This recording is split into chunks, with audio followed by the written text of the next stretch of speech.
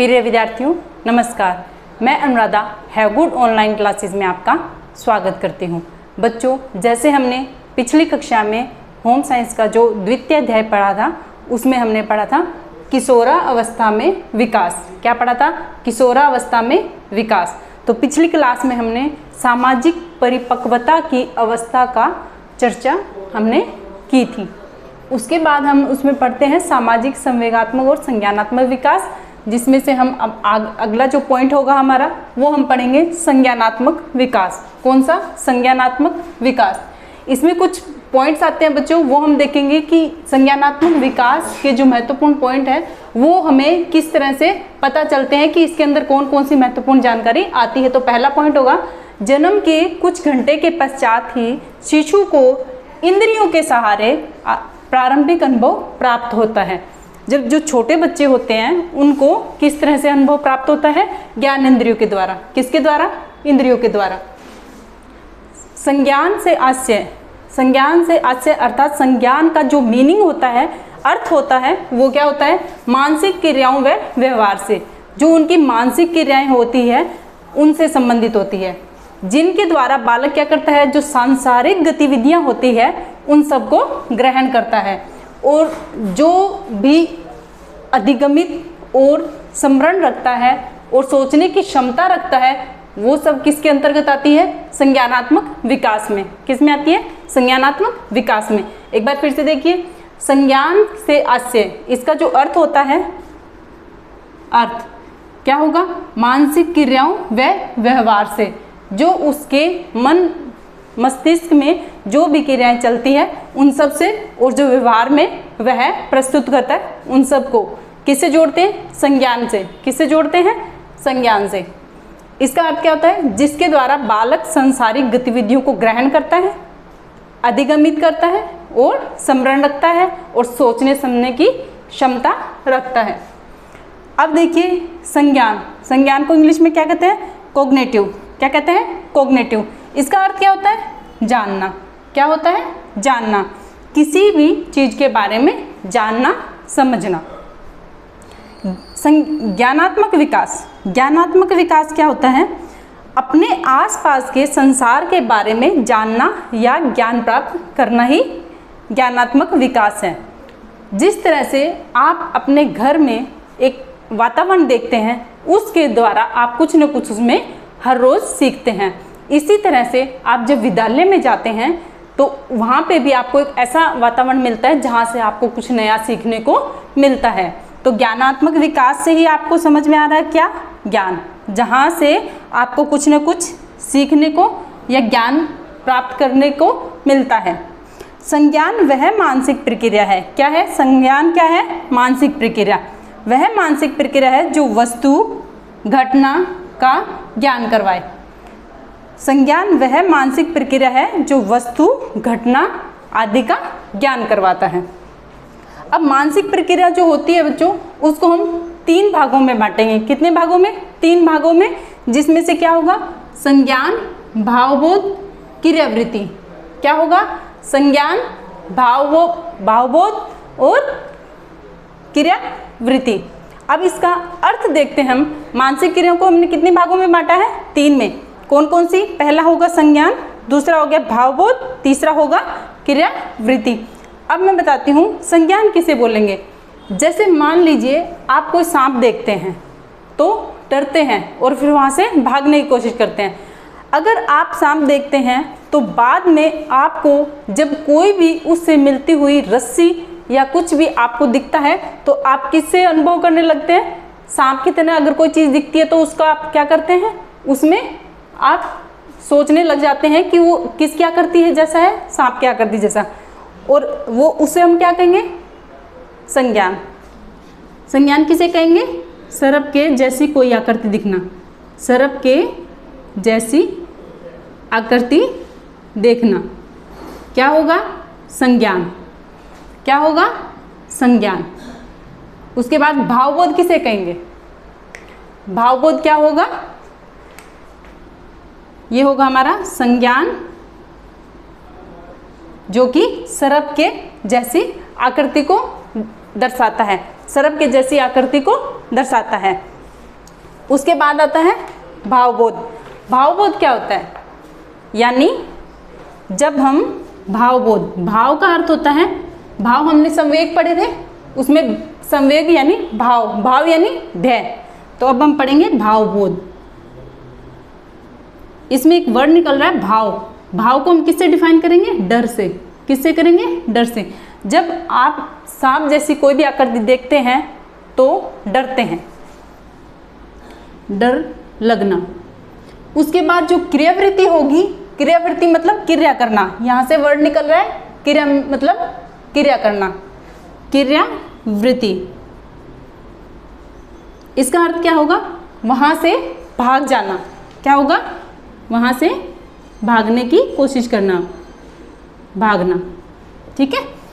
अब हमने डिफाइन किया कि मानसिक क्रियाओं में कितने चरणों में बांटा है हमने? 3 में। कौन कौन सी? संज्ञान, भावबोध, क्रियावृत्ति। अब संज्ञान से तात्पर्य क्या होता है? सर्प के जैसी आकृति को देखना। भावबोध क्या होगा? डर जाना उस आकृति को देखकर। और जब क्रियावृत्ति होगी तो उसका अर्थ क्या होगा? भाग जाना। अब हम पढ़ेंगे संज्ञानात्मक विकास की 4 अवस्थाएं।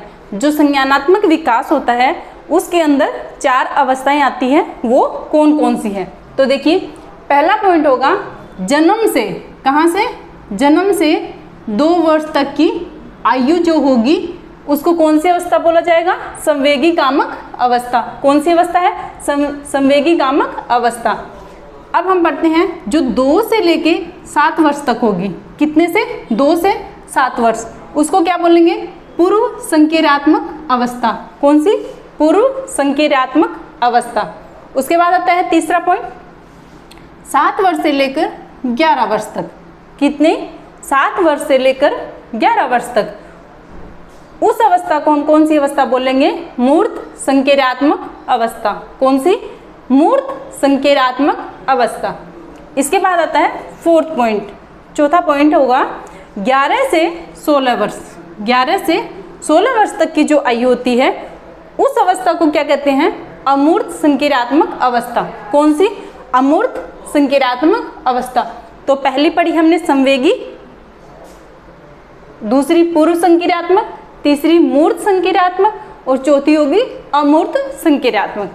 तो इसमें अगर हम बात करते हैं तो सबसे पहला पॉइंट होगा हमारा जन्म से 2 वर्ष की आयु तक। कौन सी? जन्म से 2 वर्ष की आयु तक की अवस्था को कौन सी कहते हैं? संवेगी गामक अवस्था। इसके बारे में कुछ पॉइंट देखते हैं। संवेगी गामक अवस्था में जब भी कोई परिवर्तन आता है वो कहाँ से आता है? ज्ञानेंद्रियों की सहायता से। कहाँ से आता है? ज्ञानेंद्रियों की सहायता से। ज्ञानेंद्रियाँ कौन कौन सी होती हैं? 5। कौन कौन सी? आपको पता है?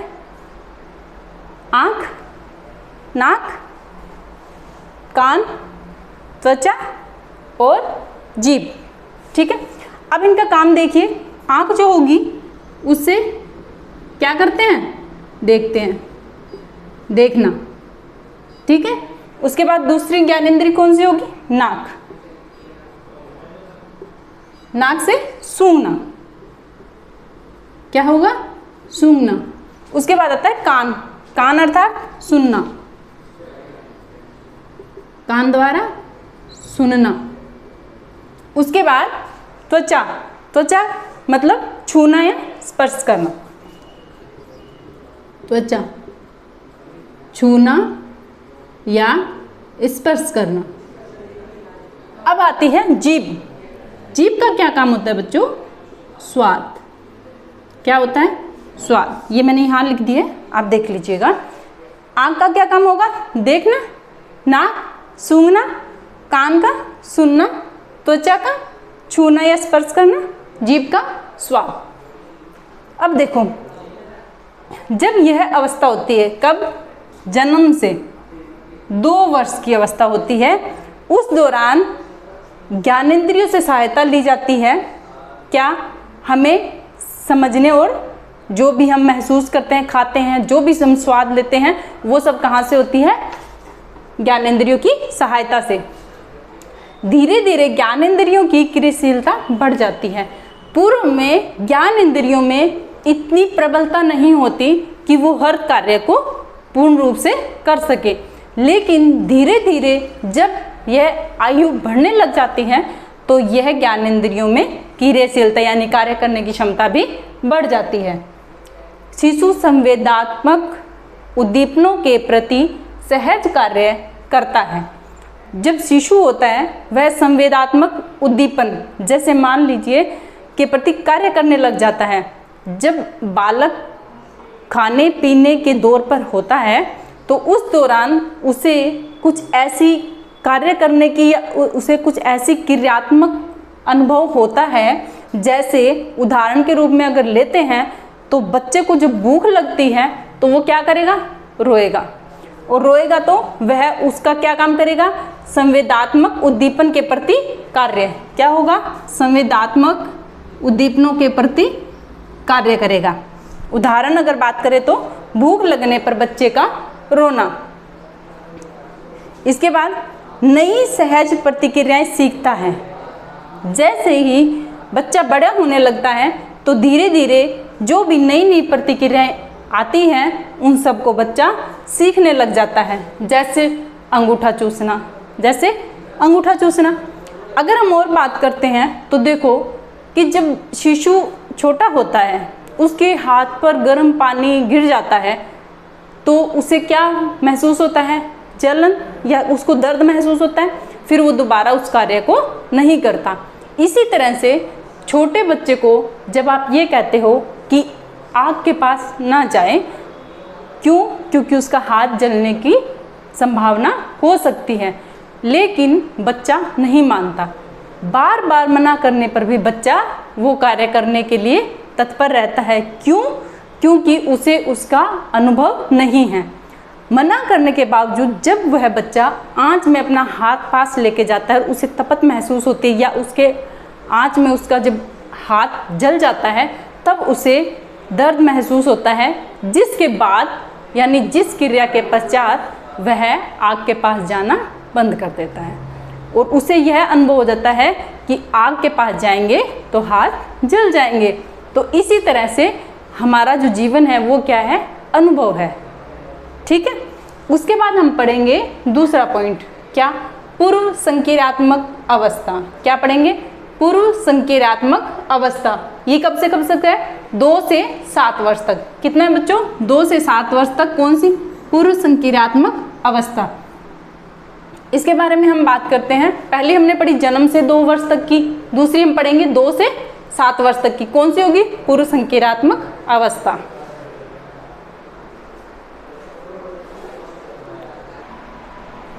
बच्चों दूसरा पॉइंट कौन सा होगा हमारा, पूर्व संक्रियात्मक अवस्था। कौन सा है, पूर्व संक्रियात्मक अवस्था। दूसरा पॉइंट कौन सा है हमारा, पूर्व संक्रियात्मक अवस्था। पूर्व संक्रियात्मक अवस्था, इसकी जो आयु सीमा रहती है वो कितनी है, 2 से 7 वर्ष। कितनी, 2 से 7 वर्ष तक। ठीक है। इसके अंतर्गत आने वाली हम बातों के बारे में चर्चा करेंगे। नई सूचनाओं और अनुभवों का संग्रहण। जब बच्चा 2 से 7 वर्ष की आयु में होता है तो उस दौरान क्या होता है, वो कुछ नई सूचनाओं और अनुभवों का संग्रहण करने लग जाता है। यानी वह कुछ चीज़ों को देखना और उन चीज़ों को इकट्ठा करने की जो अनुभव करने की क्षमता है वो उनकी विकास होने लग जाती है, विकसित होने लग जाती है। चारों ओर दिखाई देने वाली वस्तुओं के बारे में सोचना। जब बच्चे को अपने इर्द गिर्द जो भी कार्य या क्रिया होती हुई नजर आती है तो उसी के बारे में वो क्या करते हैं, सोचना आरंभ कर देते हैं। जैसे उदाहरण के तौर पर घर में जब कोई व्यक्ति अपने जूते पहनकर घर से बाहर कार्य पर जाए। ठीक है। उदाहरण, जब घर का कोई बड़ा व्यक्ति या कोई भी व्यक्ति जूते पहनने आरंभ कर देता है और वो किसी कार्य पर बाहर जाने के लिए तैयार होता है तो घर के बच्चे उन्हें देखते हैं और उनसे वही चीज़ें सीखते हैं और वो भी अपने जूतों को लाकर पहनने की कोशिश करता है और वह उनकी नकल करता है, उनको देखकर सीखता है। जब वह कार्य पर बाहर जाते हैं तो यहाँ से जब 2 से 7 वर्ष की आयु का बच्चा होगा, वो बच्चा क्या करेगा कि वैसी हूबहू नकल करेगा। वो जिनको देखेगा कि वो शूज़ पहन रहे तो वो भी शूज़ पहनेगा। उसके बाद वो कुछ शब्दों को बोलना भी प्रारंभ कर देता है, जहाँ से उसकी बोलने की क्षमता भी विकसित होने लग जाती है। बच्चा स्व केंद्रित हो जाता है, बच्चा खुद पे ध्यान देने लग जाता है। इसका अर्थ क्या होता है? स्व केंद्रित यानी संयम पर,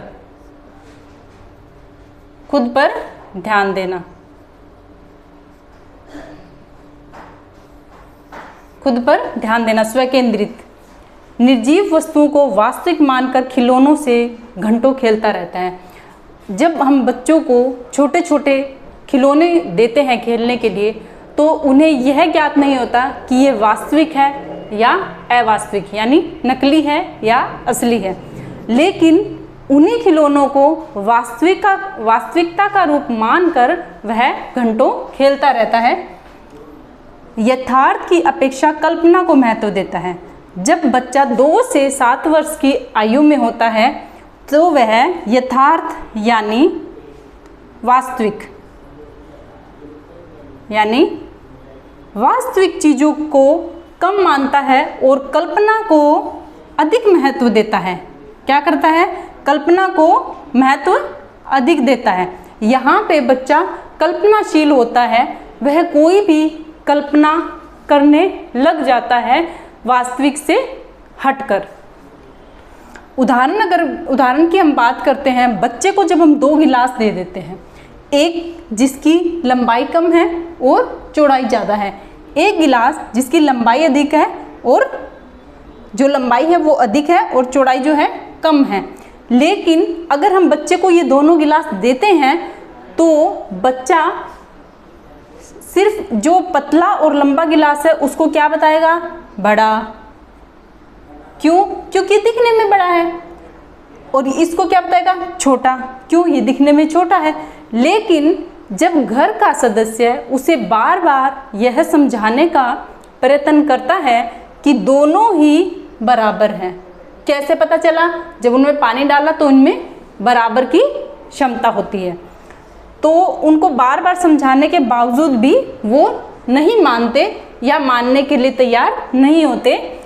है दोनों बराबर, लेकिन सिर्फ उन्होंने कहाँ से कल्पना की कि ये दिखने में बड़ा है और ये दिखने में छोटा है। ये सिर्फ बच्चों की कल्पना है। लेकिन वास्तविकता क्या थी? दोनों बराबर। क्या थे?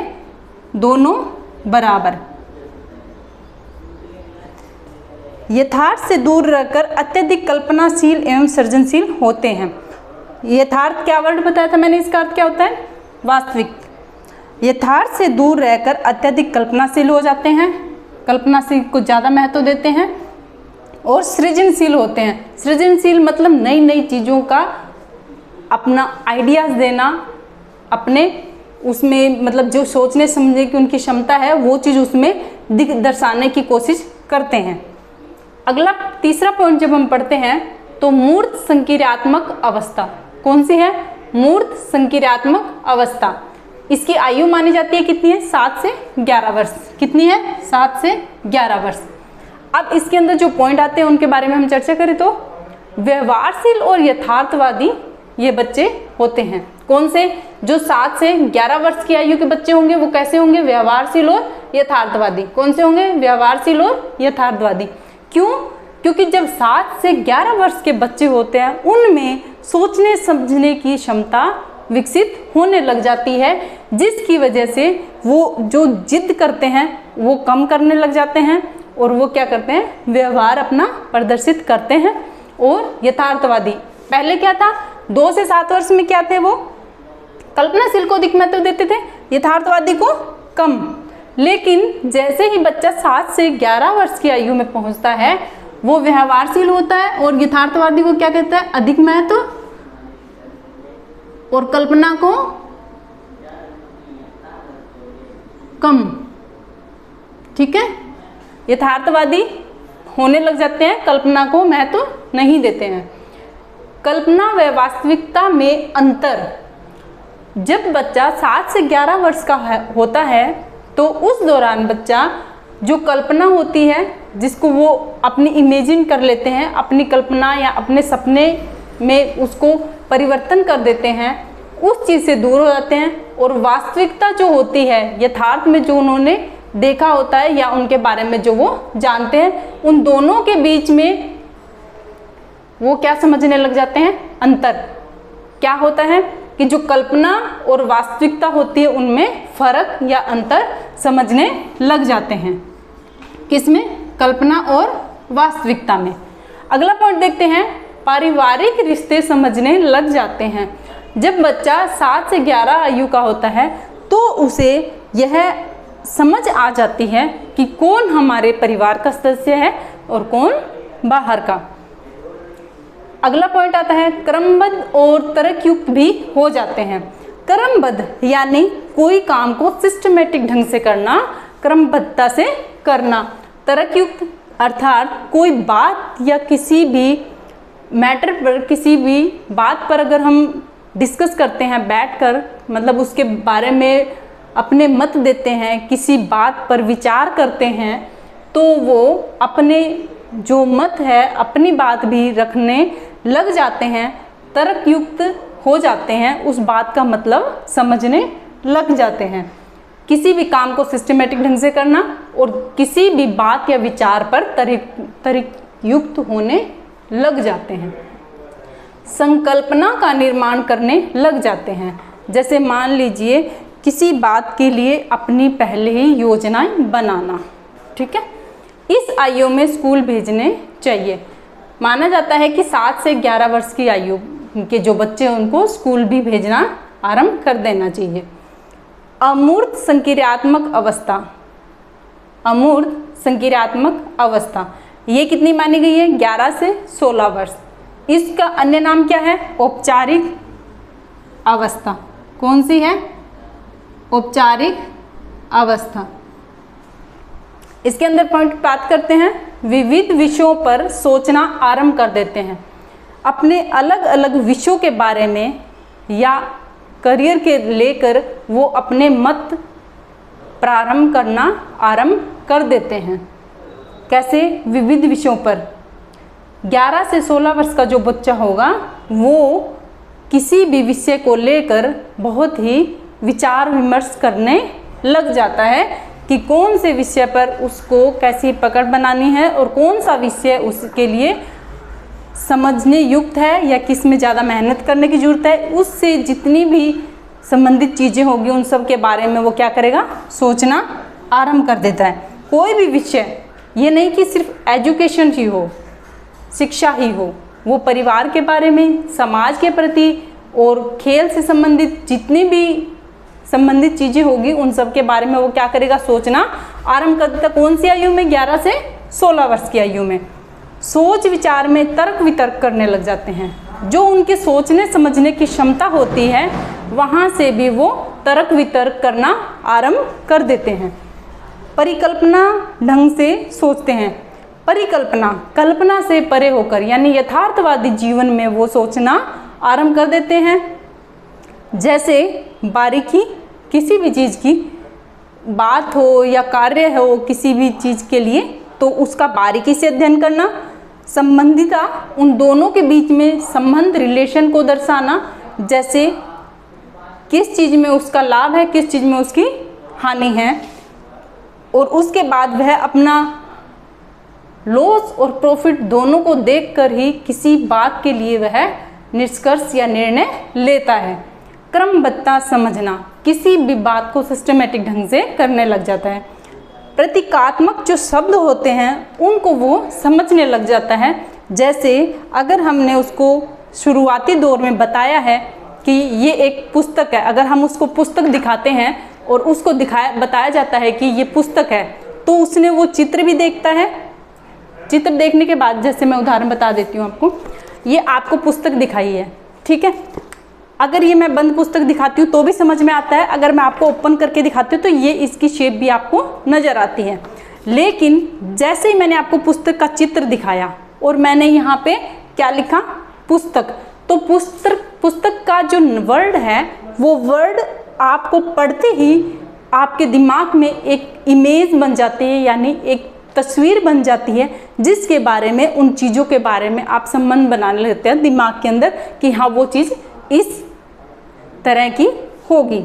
तो वो प्रतीकात्मक शब्द से वो अपने दिमाग में उन चीज़ों को चिन्हित कर लेते हैं, उपमा आदि को भी समझने लग जाते हैं।